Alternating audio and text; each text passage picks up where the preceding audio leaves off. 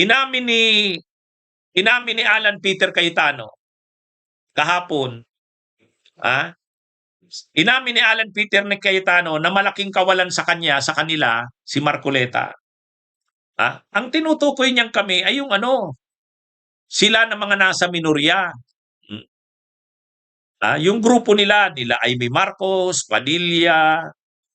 Ang sabi ni Cayetano, lahat na daw sa kanila may kaso. Lahat na daw sa kanila may kaso. Ito ang pinakahuli si Marcoleta, nakulong. Sabi ni Lacson, ang totoo, sabi niya, hindi ko kaya ang laban na to, nahihirapan na ako, sabi niya. Malaking kawalan si Marcoleta sa amin. Yun. Ang tinutukoy ni Lacson ay ni Cayetano doon sa impeachment ni Sara. Kumbaga sabi niya, parang sinusulo niya na ang laban. Kailangan niya, malaking tulong daw sana sa kanya kung nandun si Marcoleta. Ang sinasabi diyan ni Lacson, yung paano nila poprotektahan si Sara. Hindi man ganun ang pagkakasabi ni Cayetano, pero ganun yun.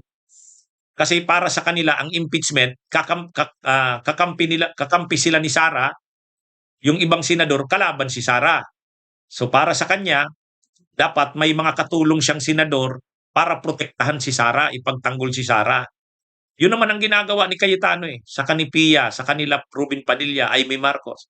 Para na silang mga defense lawyers Hindi naman senator judges na. Ngayon sabi ni Cayetano kahapon, iniisa-isa kami. Ang pinakahuli nakulong si Marcoleta, malaking kawalan yan sa amin. Hirap na ako ngayon sa laban na to. Kung nandito si Marcoleta, hindi sana ganito. Wow. Matindi rin si Cayetano Talagang inamin na para sila kay Sara Ngayon, sabi ni Cayetano, ang malaking napilayan sila sa pagkawala ni Marcoleta. Hindi, sa totoo lang talaga. Di ba sinabi ko rin naman talaga yan? Ako naman, nag-live ako, di ba sinabi ko? Malaking kawalan. Malaking kawalan sa minorya o sa grupo ng Pro Duterte si Marcoleta. Bakit? Si Marcoleta, kahit makikita mo maraming nasusuka kay Marcoleta. 'Di ba? Maraming nasusuka kay Marcoleta. Kaya lang, yan naman ang gawain ni Marcoleta Siya yung panggulo sa Senado Sakit ng ulo siya nila Lacson, nila Soto, nila Gatchalian. Kasi si Marcoleta, kahit na anong sabihin mo kontra sa kanya, wala. Talagang siya, garapal na pro Duterte, garapal na pro China. Walang pagkukunwari si Marcoleta.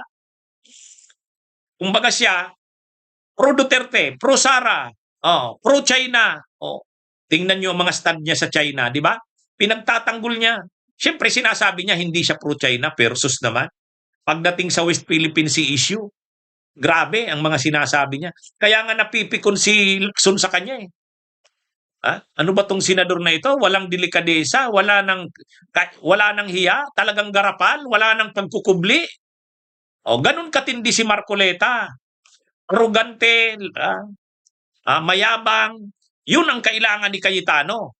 Kailangan niya ng ganung katandem ay biglang ang nawala, nakulong. 'Di ba? Kasi kung nandyan si Marcoleta, yung mga witnesses na yun ng NBI, gigisahin yun ni Marcoleta kahit mga alanganin ang tanong, kahit bastos, kahit arugante. Kung tayo'y nayayabangan sa magkapatid na Cayetano, kung tayo'y nasusuka sa magkapatid na Cayetano, ay lalo si Marcoleta kung nandyan. Kaya tama si Cayetano, malaking kawalan sa kanila si Marcoleta. Malaking kawalan yan. Kasi si Marcoleta, hindi na yan nahihiya. Kung pro Duterte man siya, garapal na pro Duterte, garapal na pro China, wala, hindi siya nahihiya doon. Ano siya, mayabang talaga. Ang tingin niya, siya ang laging tama. Pag may kumontra sa kanya, kukontrahin siya nila Soto, nila Lacson, nila Gatchalian. Ika-counter yan ni Marcoleta. Kumbaga mas ano, mas walang pag-aalangan si Marcoleta eh. Ha? Parang attack dog talaga. Dog. Yun ang sinasabi ni Cayetano na nawala. Nawalan sila ng ganun. Oh, parang sa kanya, kung ang tandem nila ni Marcoleta, siya, si Cayetano at si Marcoleta, dito sana sa impeachment ni Sara, mamumroblema ang prosecution. Yan yung yan yung mga kabunyog.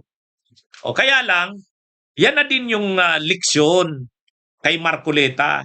Yung kanyang pagka-arrogante, yung kanyang yabang, yung akala niya lagi siyang tama, yun din ang nagpahamak sa kanya. Ay di ba laging ang mga dinidepensa ni Marcoleta, naging dinidepensa, ano naman ang doon, problema sa ginawa ko? Hindi naman public funds ang issue dito, private naman. Wala namang pakinabang si Mike Defensor sa binigay niya sa akin, walang kapalit. Yung problema, hindi naman ganun yan eh. Kaya nga sabi ni Attorney Salpanelo, parang hindi abogado si Marcoleta. Pinahamak niya ang sarili niya. Di ba? Kaya mga kabunyog, yung sinasabi ni Cayetano na malaking kawalan sa kanya si Marcoleta, totoo naman yun. Kasi nga, may malaking papel si Marcoleta sa kanila.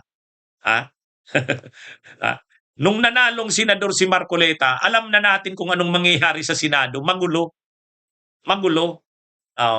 Yun na nga. Kaya lang, tingnan nyo, biglang natahimik yung Senado nang wala na si Marcoleta. Sinusulo na talaga ni Cayetano. Kaya lagi nating nakikita, nagsasalit-salitan lang si Alan Peter, si Pia, si Rubin, saka si Amy.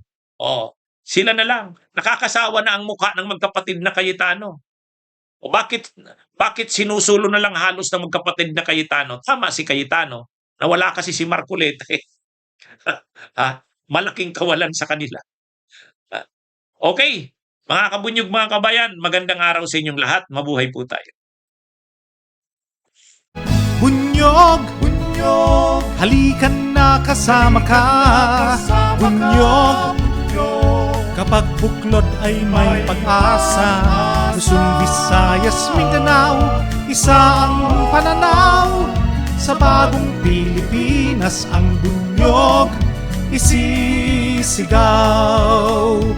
Bunyog, bunyog.